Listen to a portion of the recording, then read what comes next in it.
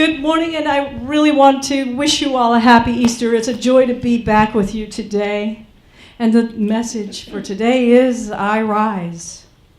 And the more I consider the meaning of Easter, I realize that Easter is reflected in our lives on a daily basis.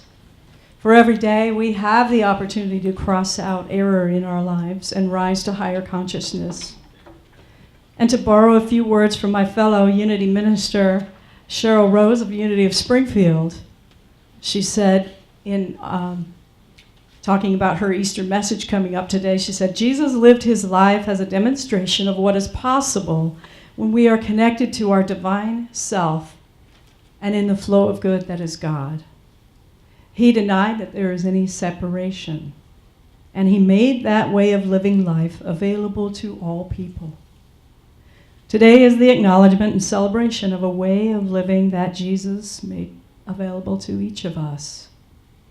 He inspires us as an example of being, that is, I and the Father are one, and that the kingdom of heaven is within us all right now as we connect with our divine self, also known as the Christ within us. And on Easter, we proclaim our Christ nature, that is the truth of our being. We deny any undesirable traits and center our consciousness on that perfect spirit within. And together, we are lifted in our conscious awareness through the example that Jesus gave of living life, unquote. And we celebrate that message that he left for us. Our lesson today is on the resurrection principle, a principle that Jesus taught, both literally and figuratively. And what I define as the resurrection principle is that of utilizing our most challenging experiences to rise in evolutionary consciousness, transcending and including all of our learning and all of our awareness and understanding as we grow. When I was an SCE student, becoming a licensed Unity teacher, I actually had a class with your former minister, Carolyn Carter, and she taught spiral dynamics. Oh, yeah. Yes. Yeah. Evolutionary psychology and spiral dynamics theory has helped me to understand the evolution of my understanding of spirit and God and my relationship to it in my life, as well as the parallels in our society and in history as well. And so in that theory, that consciousness is a spiral. And so it starts, and the spiral goes higher, and as it goes higher, then the steps of the spiral get closer together. And the lesson is that we don't leap from one level of the spiral to another as much as we evolve. And that evolution of our lives brings forth the wisdom of experience with us. For we can't leave them behind or deny those experiences. We must embrace the good that comes out of them. Allow me to tell you the story about the lobster. The lobster being a crustacean with a very soft body inside and a hard exoskeleton shell on the outside. And that lobster in its life, that soft body just keeps growing until the shell molts away, because the shell doesn't grow. The container isn't growing, but the lobster is. And so the shell molts, and then it has kind of a soft covering, which then hardens, and it has a new shell over it. I think this is a great example of evolution and how we change and grow and transform our lives as our consciousness grows, and then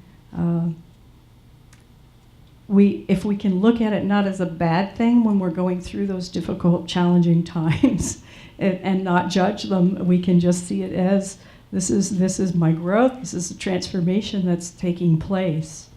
Though it may appear difficult on the outside, but we are growing inside into spiritual giants and in mastery if we allow ourselves to do so. Our co-founder, Charles Fillmore, said in the Revealing Word, "Through resurrection, man becomes an inhabitant here and now of a new heaven and a new earth." Metaphysically, a new heaven and a new earth is a new mind or consciousness and a new body or earthly experience.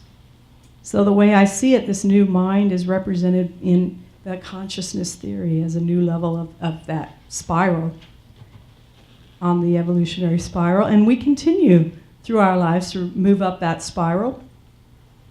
And the distance becomes closer together and shorter, and we correct our mistakes faster, and we have realizations that come faster to us. Unity metaphysics teaches us that involution precedes evolution, that the outer doesn't change until the inside changes. The spiritual precedes the physical. And we all have those dark night of the soul experiences, those crucifixion experiences, those tomb experiences, where maybe we don't see the light, we're in the dark waiting for that light to come. So we all get washed up on the shores of those stormy waters from time to time, but what matters is that we get back in the boat and sail those waters again, but this time let Spirit sail the boat instead. Which is why meditation practice is so important, for it helps us to weather those currents of adversity. And today I hope that you'll leave here with some tools to resurrect yourself from any suffering and transcend and include those experiences in your life. And my greatest hope is that you will feel that joy of Easter that our brother Jesus so beautifully demonstrated and showed us. In transcendence, we don't deny the facts or the experience, but we deny the power of those conditions or appearances to stop our good.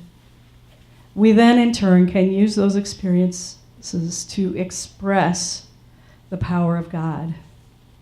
We can spend as little time on the problem and spend the rest of the time focusing on the resurrection principle to lift our minds from error thinking and its limitations. For I don't know about you, but sometimes I get caught up in a story and I'm, trying to figure out how I got where I was and who's to blame and what's to blame and all of that. But if we keep telling that story of negative thoughts and feelings and beliefs, then we give it more life and energy, and we misuse our creative power, and we instead create our own personal hell. Yeah. So crucifixion, according to Charles Fillmore, metaphysically means crossing out the errors that have become fixed in our consciousness. And in Keep a True Lent, Charles Fillmore says that the 3 days that Jesus spent in the tomb represent 3 steps for overcoming error.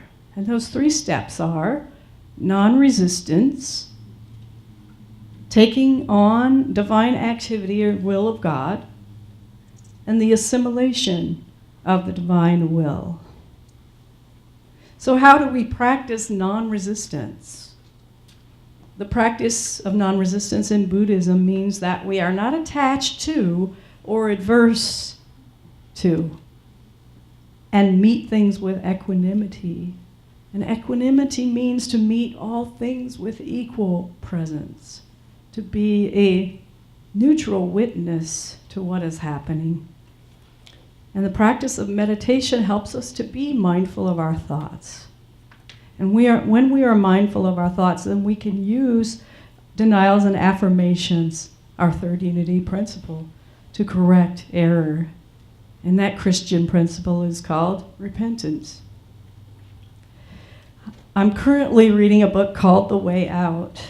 And in it is said, you must train yourself to stand guard continually at the door of your mind and let in no thoughts or feelings that you do not want to manifest. So we must not judge ourselves for having those thoughts. To be non-resistant is to, again, be that neutral witness to what thoughts and feelings are playing out. Step 2, how do we take on the divine activity of God in ourselves, in our lives? And as best as I can tell, it's by surrendering.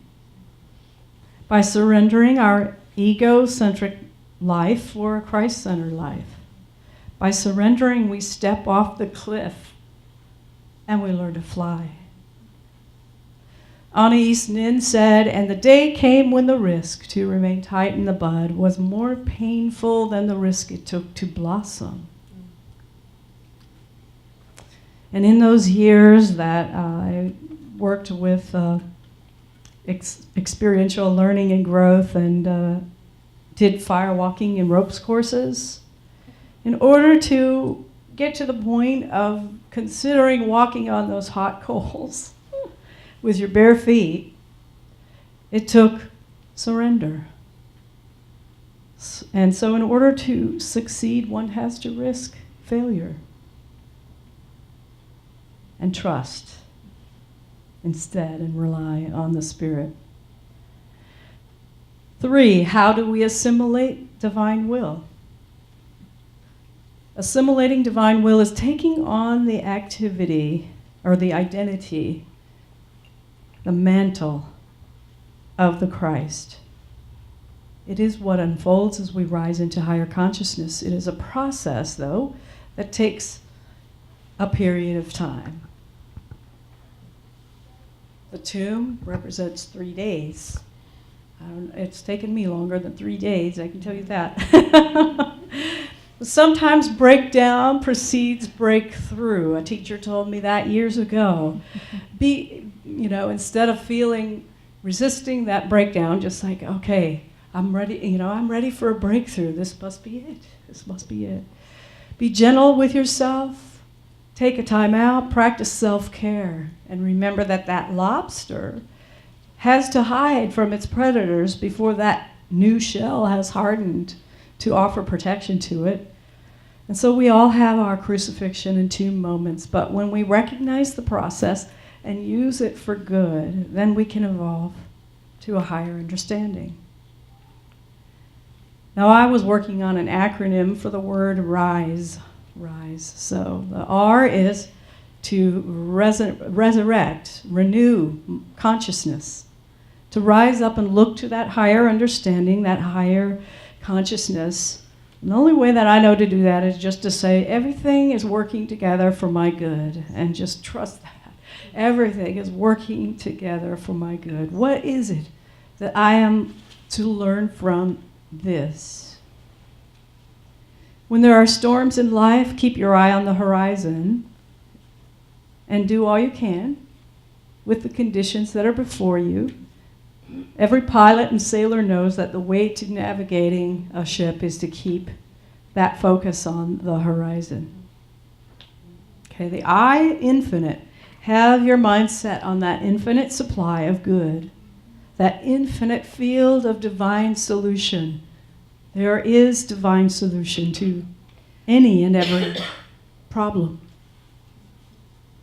S, suspend judgment. Judgment on what you're going through instead become that witness of conscious neutrality. Suspend judgment on what others are expressing as well. For we have the power to call forth the good from the experience. So you get to tell the story. You get to tell the end of the story. Some of you may be familiar with that Zen story about the ancient Chinese farmer who had a son, and he found a horse, and he brought the horse home, and everybody said, "Oh, that is so good." Well, as he was training the horse, he fell out, got thrown off the horse, he broke his leg. "Oh, that is so bad." And then the army came through town and was drafting all the young men to go off to war. "Oh, isn't it a good thing he broke his leg?" Okay, and so on and so forth. So if we can suspend the judgment on the experience, we will eventually see what good has come from it. And in that great movie, The Exotic Marigold Hotel, remember the character said, "It all comes out good in the end, and if it's not good yet, it's not yet the end," right? And then E of the word rise, expression. Remember that you are an expression of the Most High. Maybe you're having a hell in the hallway experience, but this too shall pass. The 12th century Rumi poet, Sufi poet, Rumi said, "The wound is a place where the light enters." He also said, "You are not a drop in the ocean. You are the entire ocean in a drop." And he also said, "Listen to the ears of, with the ears of tolerance, see through the eyes of compassion, and speak with the language of love." So to recap, the acronym R is for resurrect, rise in consciousness. I, keep your eye on the infinite good. S, suspend judgment. And E, you are an expression of the Most High. And in closing, before we go into our candlelight and flower ceremony, I want to share with you a brief article that I wrote for our church blog newsletter called "Every Day is Easter." As we approach Palm Sunday, I reflect on how Jesus' journey into Jerusalem is expressed in my own life.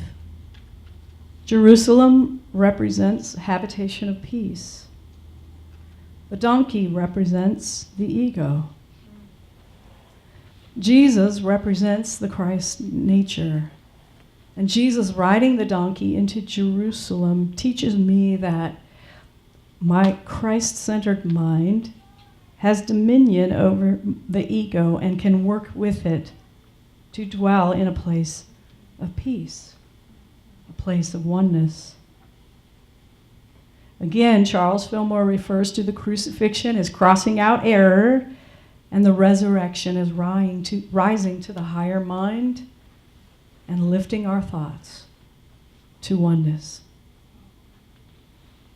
With the recent death in my family a couple of weeks ago, I am reminded that death seems real to the human mind. And I also remember that Jesus conquered human death. And his resurrection and ascension shows us that life is eternal, that death cannot separate us from that eternal oneness. It is a daily practice to be mindful of our thoughts. I catch myself on a daily basis thinking thoughts that are fear-based. If I can turn one negative thought around and yield to my Christ mind, then every day is Easter. And so I would like to ask our candle lighters to come forward as we are going to prepare to light the candles. And each candle represents something, and each of the candle lighters will actually say what their candle represents. And then Lynn is going to read the Bible verse that goes with that.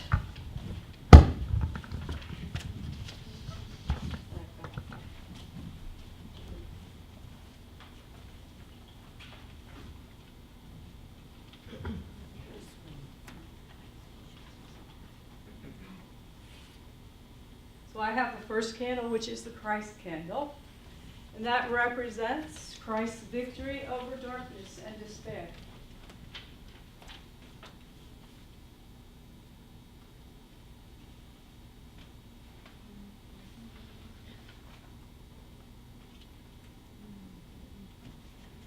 I am the light of the world.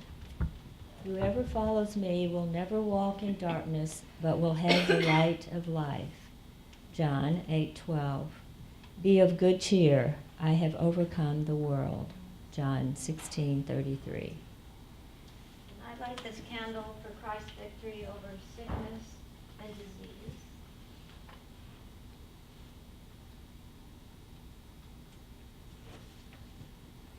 I am the way, the truth, and the life. John 14:6. Your faith has made you well. Go in peace and be healed of your disease. Mark 5:34. I light this candle for Christ's victory over grief and sadness. I will not leave you orphaned. I am coming to you. John 14:18. Peace I leave with you. My peace I give to you. John 14:27. I am with you always. Matthew 28:20. I light this candle for Christ's victory over hatred, and unforgiveness. Father, forgive them, for they know not what they do. Luke 23:34. Love your enemies and pray for those who persecute you. Matthew 5:44. I light this candle for Christ's victory over poverty and lack. I am the bread of life. Whoever comes to me will never be hungry. John 6:35. I came that they might have life and have it abundantly. John 10:10. I light this candle for the Christ victory over feeling unloved and neglected. I have loved you with an everlasting love. Jeremiah 31:3. As the Father has loved me, so have I loved you. Abide in my love. John 15:9. And I light this candle for Christ's victory over guilt and condemnation. Forgive us our debts, as we also have forgiven our debtors. Matthew 6:12. Neither do I condemn you. Go your way, and from now on do not sin again. John 8:11.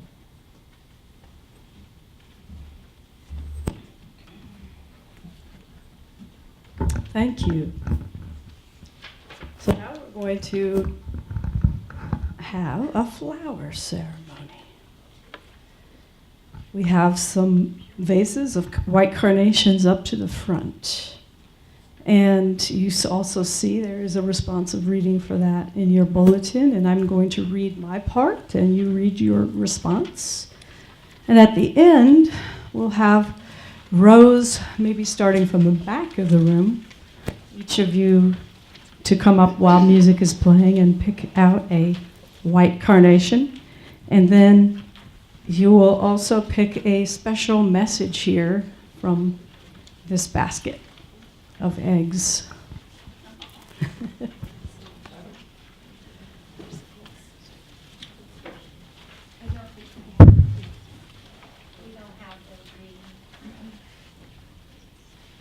You don't?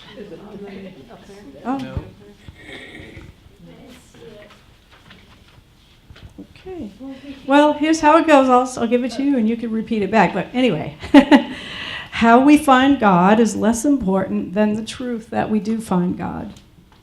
And the response is, we are assured that with all of our hearts, We are assured that with all of our hearts, we truly seek God, we truly seek God. we shall surely find God.